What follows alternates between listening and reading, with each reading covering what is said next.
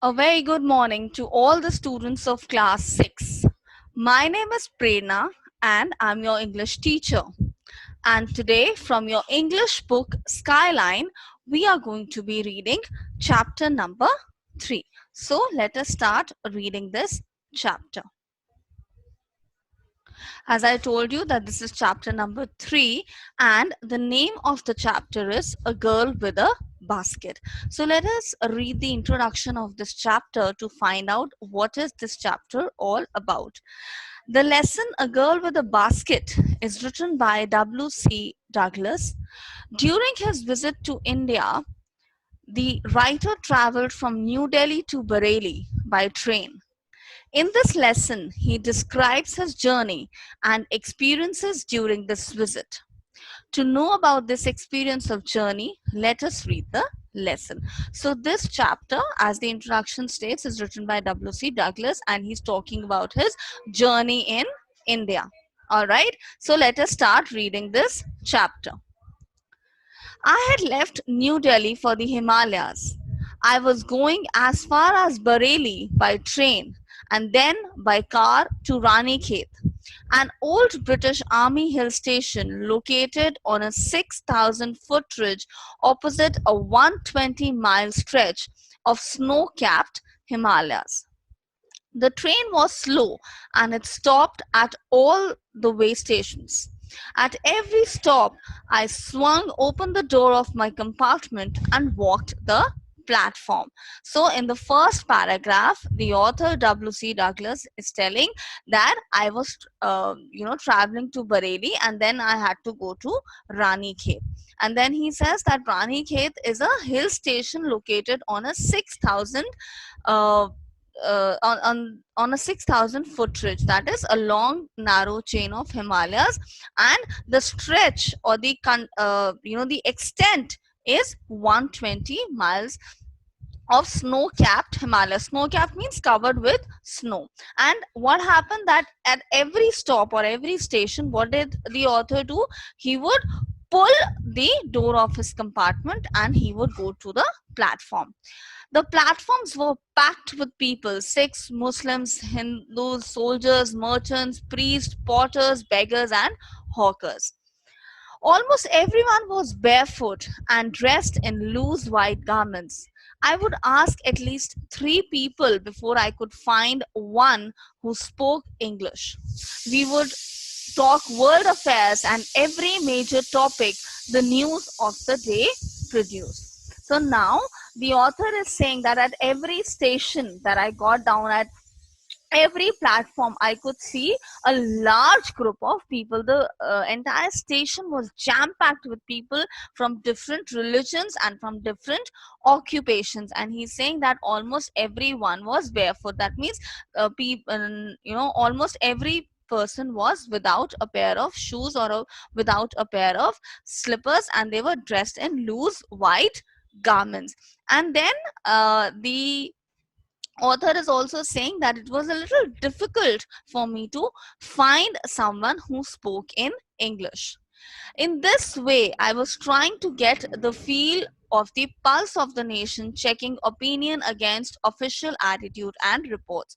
So now, W.C. Douglas, he wanted to he was trying to approach someone who could talk in English, because he wanted to know the pulse of the nation. Pulse of the nation means that what was the opinion, what was the thought, what were the feelings of the people about the attitude of British officials, about the reports that the British officers were releasing. So he wanted to know what was going in the mind of the people. The route lay through one of the richest India's agricultural areas. Route means the entire journey. This was the plain of the upper Ganga river, 1,000 feet above sea level, but tropical. Tropical means hot climate. The Ganga was brown silt. That means there was a lot of mud near the river Ganga, and was brown silt swollen with flood waters, means filled with, overflowing. Its overflow inundating thousands of acres of rice. So one could see that the entire area had the crop in the entire area was rice. To the north were jungles, great expanses of grass higher than a man's head and unbroken except for an occasional clump of trees, the home of tigers, elephants, pythons, and cobras. So again, the author is continuously describing the scenery or the landscape that he was seeing. Expanses means the open areas, and clump, it is the it actually refers to the cluster of trees. And he's saying cluster of trees, now clump of trees, cluster of trees, he's referring to the forest, and that's why he's talking about these animals.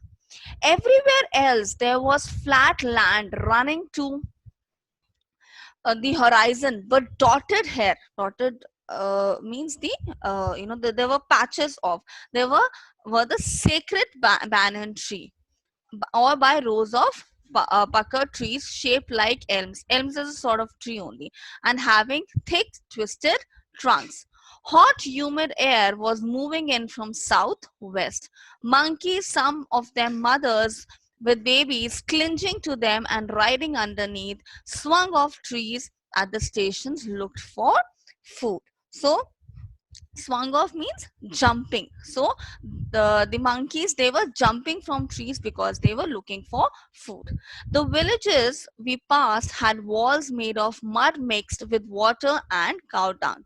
Their peaked roofs were thatched. Thatched means covered with thatch. And what is thatch exactly? It refers to the dry grass, which we also call as straw, and then there are palm leaves. Bundles of grass tied to bamboo poles stretch across the rafters. What is the meaning of the word rafters? Rafters is basically it's a framework of beams, and it's in a trailing manner, and these are generally made of different colors. That day the pumpkin vines that grew that grew over them were in bloom. Bloom means growing to the full extent, trailing streets of yellow over drab walls. At one station, sorry, what is the meaning of the word drab? Means dull. At one station, my routine of talking with the people was interrupted. So, when I was talking to people, someone disturbed me. As soon as I alighted, a group of young children gathered around me. They were selling baskets, hand woven reed baskets with simple designs and patterns. Reed is referring to a type of stem. They held the baskets high, shouting words I did not know, but conveying unmistakably their desires. So now the writer is saying, the author is saying that, while I was on one of the stations, I suddenly, while I was talking to someone, a group of children, they just interrupted my conversation. And why did these group of children interrupted the conversation? Because they wanted to sell the different types of baskets that they were holding. And the author is saying that I did not really understand the words that they were saying, because most likely they were talking in Hindi, but the author hardly knew Hindi and he was more proficient in English. So he's saying that, but I could understand their desire. And what was the desire of these this group of children? To sell their baskets and earn some money. These were refugee children. When partition between India and Pakistan was decreed, hundreds of thousands of people pulled up their roots and changed their residence. So what is the meaning of the word decreed?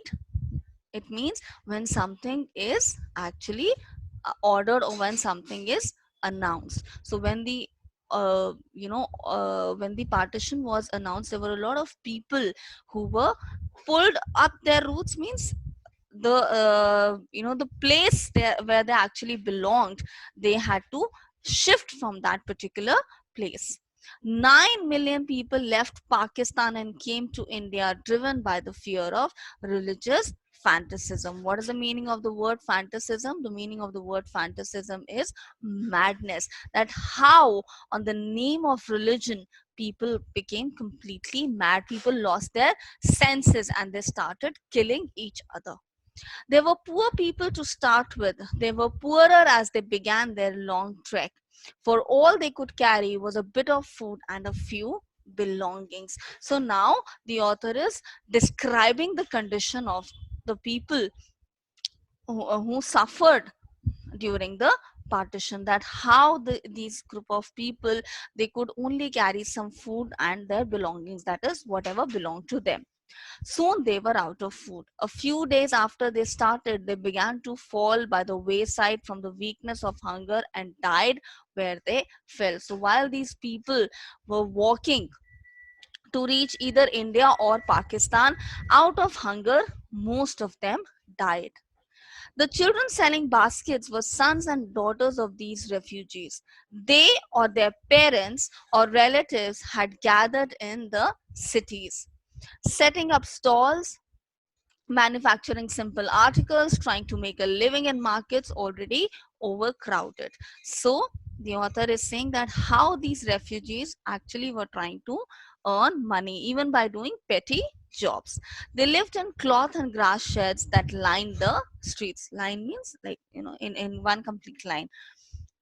The peasants among these refugees had been accustomed to little all their lives. Accustomed means used to. For the annual income of an agricultural family does not on the average exceed $100 a year. That means hardly 7,000 or 6,000 rupees. The average unskilled laborers make 30 cents a day or less than $2 a week. There is one meal a day: an onion, a piece of bread, a bowl of pulse with milk. Pulses is referring to perhaps a bit of goat cheese. No tea, no coffee, no fat, no sweets, no meat. So he's saying that these people are so poor that they can only afford one meal in the entire day, which is not very, health. I mean, which is not full of all the nutrients required. Neither it is very, complete in its sense. It still lacks a lot of things. $100 a year is not $2 a week. Yet even that small amount is hard to earn by selling baskets to people too poor to buy them. That no doubt is the reason these children descended on me like locusts. Locust is, it's an insect which, if it sits on the crop, it destroys the crop completely. So the author is saying that, how these little children, the moment they saw a foreigner, they had this mindset that, oh, this person is going to be extremely rich, so let us sell our baskets to him. At least we'll be able to earn some money, because the people of our country, the native people of our of the country, do not have enough money to buy the baskets that we make. I, an American, was doubtless the most promising market they had seen. I bought one tiny basket for a few annas, another fruit basket for a bit more, a beautiful waste paper basket for a rupee, a lovely sewing basket for a rupee, few fans for an anna or two a piece. So understand one thing, that this author is talking about, the time just after partition, when a rupee or 1 rupee meant a lot. My arms were filled and I had spent not 50 cents. So now the author is saying that I had bought a lot, many things, and my hands were completely full. The children pressed in shouting their wares. So now the author, he's talking about the fact that how my hands were completely full and these children wanted to sell me more items. I was a prisoner, completely surrounded, unable to move. This is how the author felt. The most diligent, aggressive vendor was a beautiful girl of 9 right in front of me. What is the meaning of the word diligent? It means hard working, and aggressive means pushing, and vendor, of course, is one who sells. So now the author is saying, but there was one girl who was whose age was only 9 years, but she seemed extremely hardworking and very assertive, very aggressive of making an effort to sell her basket. She has a lonely basket with handle and she wanted a rupee and a half for it, or about 30 cents. She was an earnest pleader.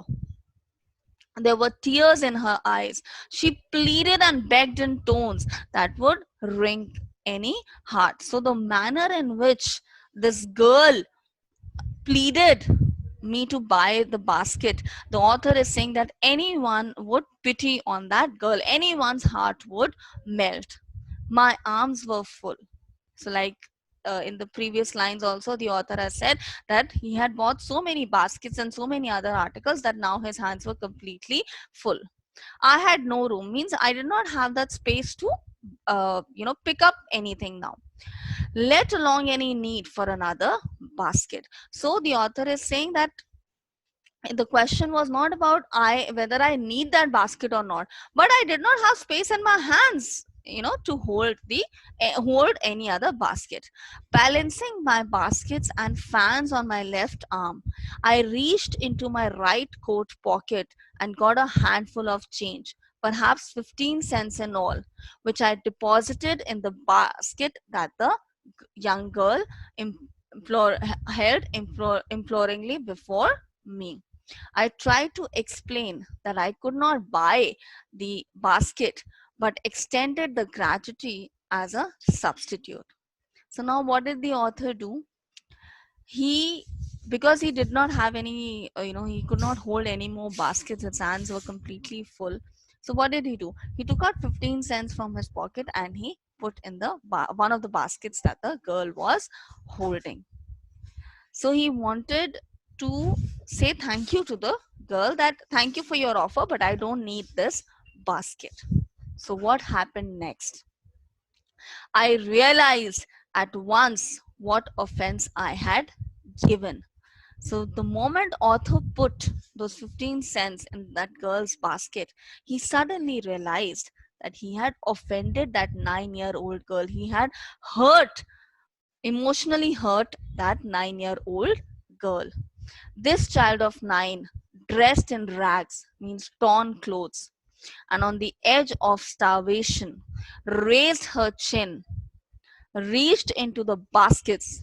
So this girl now, she looked up, and what did she do? She put her hand into the same baskets in which the author had put in 15 cents, and with all the pride and graciousness of a lady, handed the money back to me. So with a lot of dignity, this girl, she handed the money back to the author. There was only one thing I could do. I bought the basket.